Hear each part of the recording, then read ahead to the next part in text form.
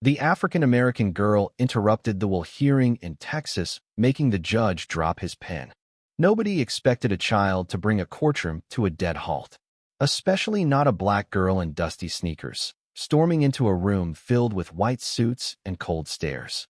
The oak-paneled courtroom of Fort Dalles, Texas, was silent except for the steady ticking of the wall clock and the shuffle of legal documents.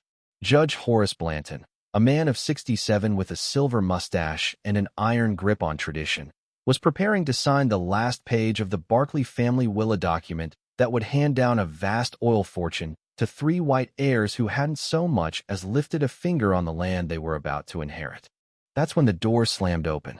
12-year-old Malia Jefferson stood there, her chin raised, eyes rimmed red but burning with clarity. Her braids were still wet from the rain, her jeans frayed at the knees. But her voice when she spoke cut sharper than any lawyer in the room. "I object." Gasps followed, not from legal merit but pure audacity. The court clerk dropped his pen. One of the Barkley sons, Miles, muttered, "You've got to be kidding me." Malia didn't flinch. "I have evidence. My grandmother was Mary Barkley's housekeeper for 30 years. And her sister." Laughter erupted. Nervous, dismissive, acidic. But the judge raised a hand. "Young lady, do you have representation?" His voice was more condescending than curious. "No, sir. I just have the truth." The silence that followed was no longer amused. She walked forward, every step echoing. A folded letter in her hand trembled, but her fingers clutched it with purpose. "This is a letter from Mary Barkley. She wrote it a week before she died. It names my mother as her rightful heir." The lawyer representing the Barkley estate, a sleek man named Carter West, smirked. "That's quite a claim. Do you know how probate works, sweetheart?" "I know how liars work," she snapped, her eyes locking on him with venom far beyond her age. "And I know Mary Barkley didn't believe blood was whiter than truth." The judge took the letter. His hands paused at the signature. The courtroom leaned in. It was her handwriting. No doubt. He'd seen it 100 times. But the implications were catastrophic. He looked at Malia. "Who gave you this?" "My mother. She didn't come today because she didn't believe she'd be allowed in." "And who is your mother?" "Denise Barkley Jefferson, Mary's half-sister, daughter of Charles Barkley and Evelyn Jefferson. They never married. But Mary knew." The judge's face paled. Charles Barkley had been a legend in Fort Dalles, a tycoon with secrets that many had buried alongside him. Carter West stood up. "Your Honor, this is hearsay and fabrication. That letter could have been forged." "It's notarized," Malia interrupted. "Signed by Pastor Warren. He was there when Mary wrote it." Murmurs spread like a forest fire. Pastor Warren was respected. Old. Honest. Judge Blanton didn't speak. He reread the letter. Then, as if pulled by a thread of invisible conscience, his hand that had been poised to sign the will dropped the pen. The gavel didn't strike. There was no official decision. Just a long, stunned silence as the weight of the truth settled into the corners of that ancient courtroom. Later that day, word would spread like lightning across town. A black girl had stopped a will from being signed. She'd disrupted the untouchable. She'd broken the rules of silence. But inside the courtroom, Malia didn't smile. She simply stared at the judge, waiting. Behind her, the ghosts of her grandmother and Mary Barkley hovered in memory, women who had scrubbed floors and cooked meals in a house they'd never owned. Women who had buried their truths so deep it took a child to unearth them. Judge Blanton finally spoke. "This court will reconvene tomorrow. We'll verify the letter's legitimacy." Carter West objected. "Your Honor, I must insist." "Save it, Mr. West," the judge snapped, his tone suddenly heavy with weariness. "If this letter is real, the entire estate is in question." Outside, thunder cracked. Rain began to fall again. And for the first time in years, something else cracked too, an old Southern lie, splitting down the middle. Because a girl spoke. And a judge listened. The next morning was chaos. Local news vans lined up outside the courthouse, their cameras aimed at the dusty steps like something biblical might unfold. Inside, the courtroom filled early curiosity seekers, longtime residents, reporters, and family members who hadn't stepped foot in a courtroom in decades. Malia sat between her mother and Pastor Warren, holding both their hands. Denise Barkley Jefferson had tears in her eyes, but a calm that unnerved even her loudest detractors. She looked like her sister Mary, same cheekbones, same eyes, just a different shade of skin the town had learned to ignore. Pastor Warren brought out the second copy of the letter. It had been in his church vault. Witnessed, dated, sealed. There was no denying its authenticity. Even Carter West stopped arguing. Instead, he pivoted. Even if the letter is real, it does not meet the formal standards required by the state of Texas for a will amendment. The judge leaned back in his chair. Maybe not, but it will stand as evidence that the deceased wished to change her will. And if we're to honor justice, not just law, then we must investigate why she never got the chance. The courtroom murmured.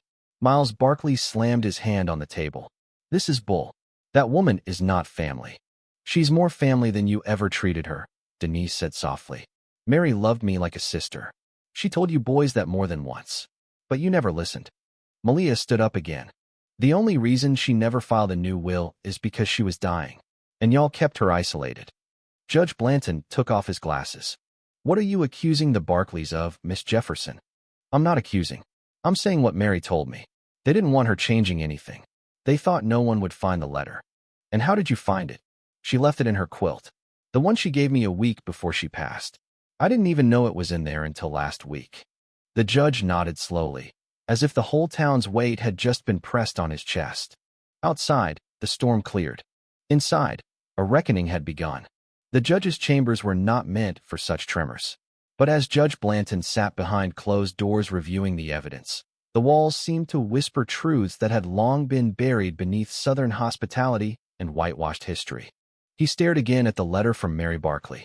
Its cursive script wavered slightly at the edges, the tremble of a woman racing time and mortality. But the words were crystal clear. To whom it may concern, I, Mary Barkley, do declare that Denise Jefferson, my half-sister, deserves rightful inheritance of my estate, or at minimum, recognition as next of kin. My silence has lasted too long. I owe her this. No mention of lawyers.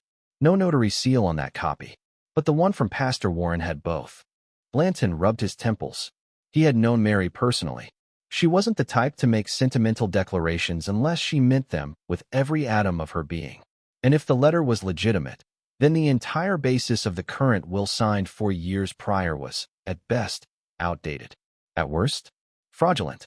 He looked up as his clerk knocked softly and entered. They're ready, sir. Blanton stood. Back in the courtroom, the mood had shifted.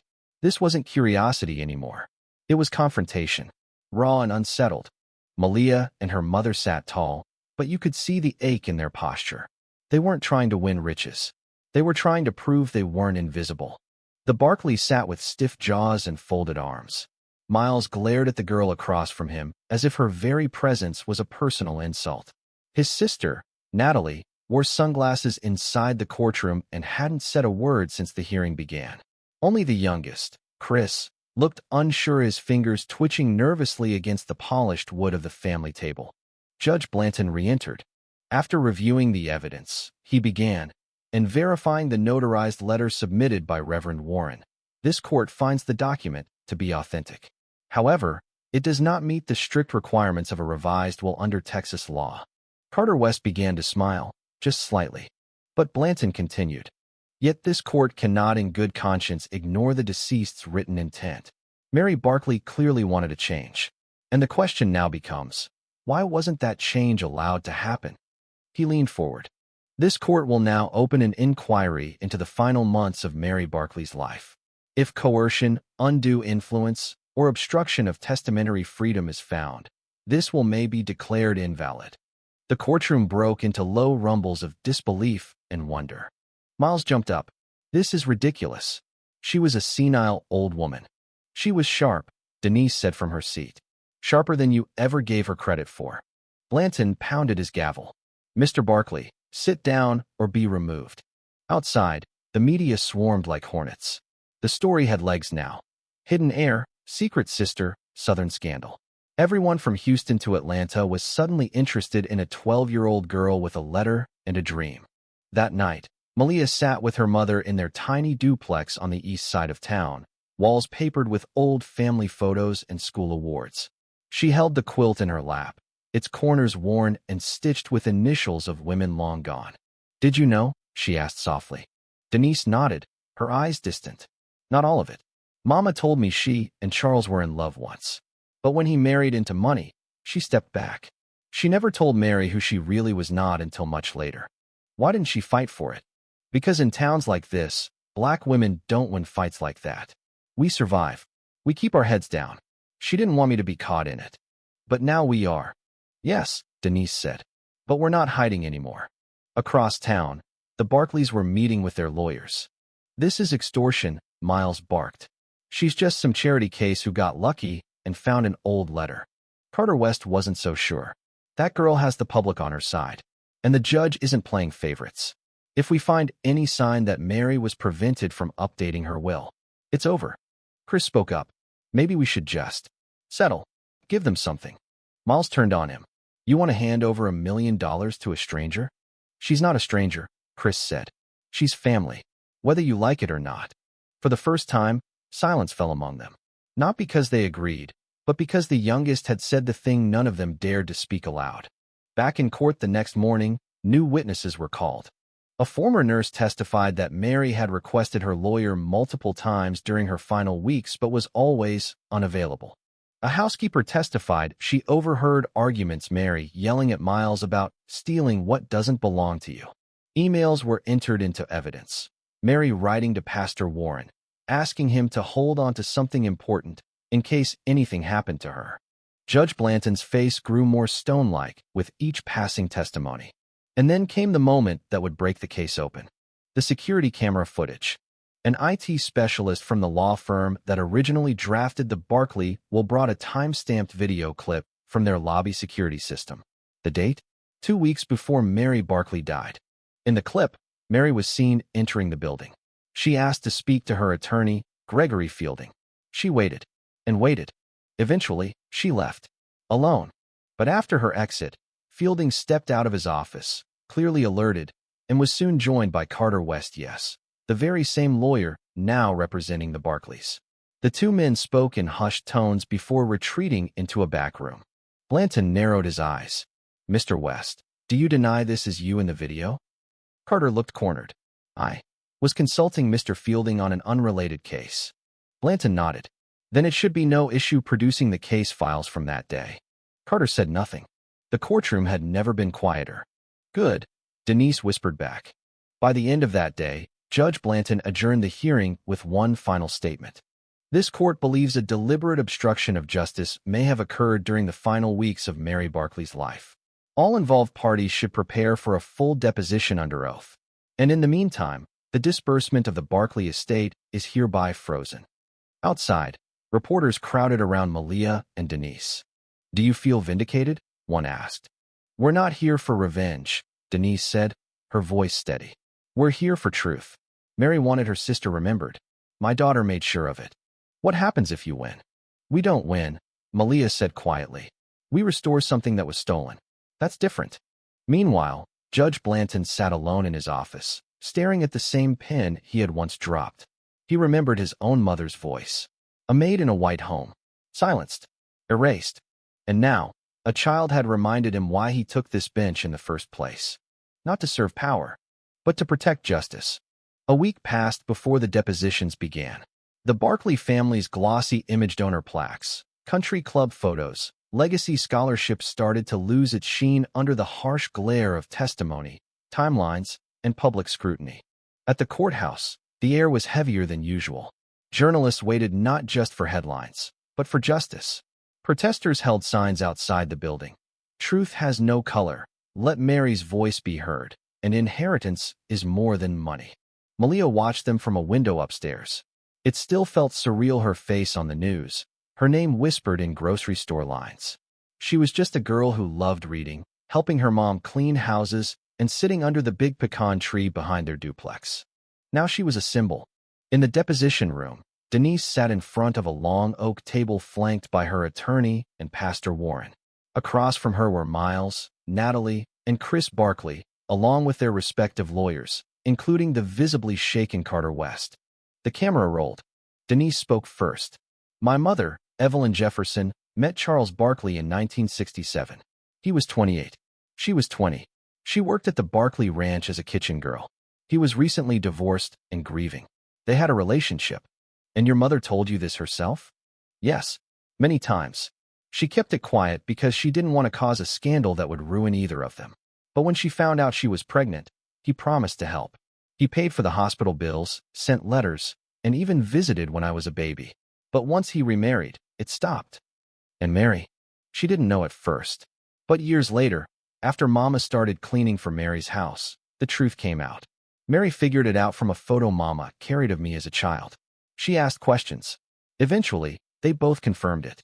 At first, Mary was furious not because of my mother, but because of Charles. She felt betrayed. But that changed. In what way? Mary began inviting me over. First just for birthdays. Then holidays.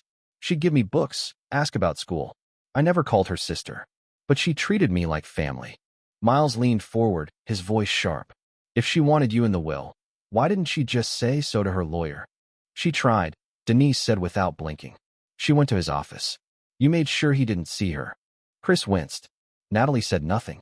Judge Blanton, watching through the adjacent chamber behind mirrored glass, made a quiet note. Next, the housekeeper took the stand, a woman named Letitia, who'd worked for Mary for 16 years.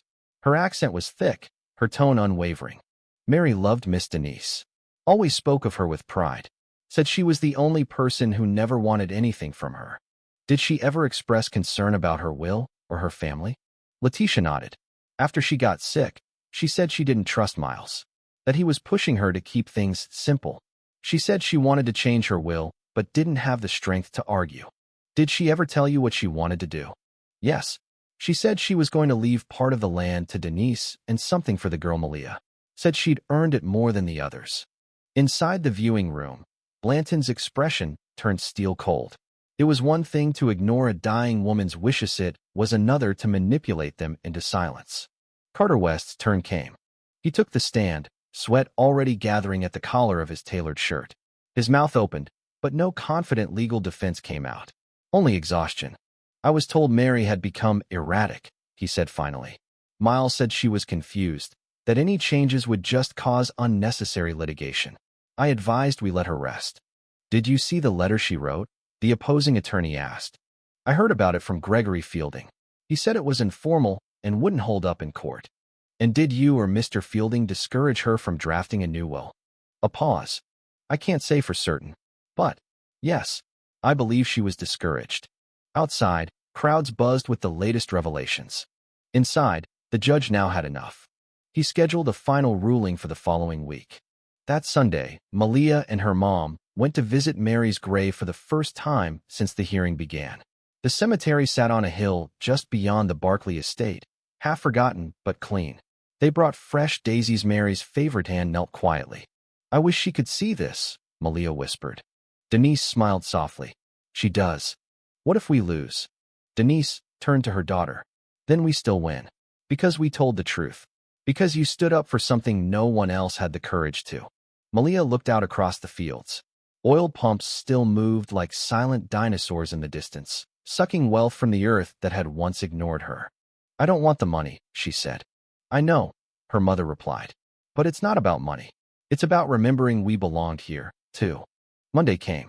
The courtroom was standing room only. Local church leaders, high school teachers, even the mayor were present. Judge Blanton entered. He didn't sit. The case of Mary Barkley's contested will has uncovered what this court can only describe as a deliberate suppression of testamentary freedom. The deceased made a clear, notarized statement of her intent to revise her estate. That statement was obstructed by parties who had financial interests in preventing any change. He looked directly at the Barkley family table. In light of this, and with respect to Texas law, this court invalidates the existing will. Malia froze. Denise covered her mouth. Blanton continued. The estate will enter a new phase of probate. Mary Barkley's assets will be distributed per her last known intent. 50% to Denise Barkley Jefferson, 25% in trust for Malia Jefferson, and the remaining 25% to be divided among the existing Barkley heirs. Miles stood. This is a travesty.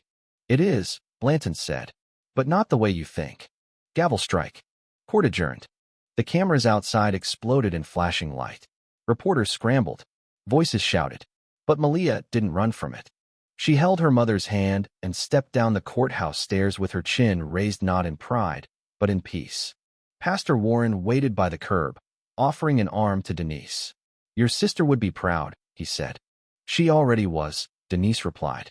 "We just proved the world wrong." By week's end, the story had gone national. Talk shows debated the legal twist. Advocacy groups praised the bravery of a young girl who stood up not just for her family, but for history. But for Malia, the biggest change came quietly. One morning, she received a letter in the mail. It wasn't from a lawyer or a reporter. It was from Chris Barkley. "Dear Malia, I don't expect forgiveness, but I do want to say thank you. You reminded me that people matter more than property. If you're ever open to it, I'd like to talk. Not about money, about Mary, and about what kind of family we want to be now." Chris. She smiled. It wasn't a fairy tale ending, but it was something better. An honest beginning. That night, under the same pecan tree where Mary used to sit with her during holidays, Malia opened a journal and began writing. Not about courtrooms, or wills, or injustice, but about truth, and how it always, eventually, finds its voice. 2 months later, summer settled over Fort Dales like a thick blanket, heavy with heat and change. The Barkley estate had gone quiet, its grand halls now occupied by a rotating team of accountants, historians, and community representatives, part of a legal process meant to reallocate not only money, but legacy.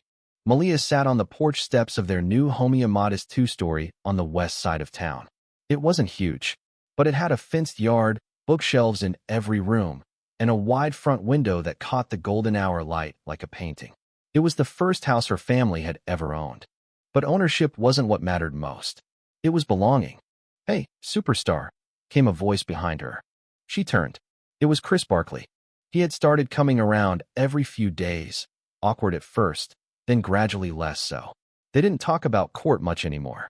Instead, they talked about Mary, her stories, her quirks, her sweet potato pie recipe. Chris was the only Barkley who showed remorse. The only one who asked questions and listened to the answers. Malia offered him a seat on the step. He sat, setting down a thick folder. "I brought you something," he said, tapping the folder's edge. "What is it?" "Photos. Letters. Stuff from Mary's desk. I thought you should have them." She opened the folder slowly. Inside were Polaroids showing Mary and Charles Barkley in black and white, smiling by a pickup truck. A photo of Evelyn Jefferson holding baby Denise on her hip. An old postcard from Galveston with a handwritten note. "We'll always be sisters, no matter what they say."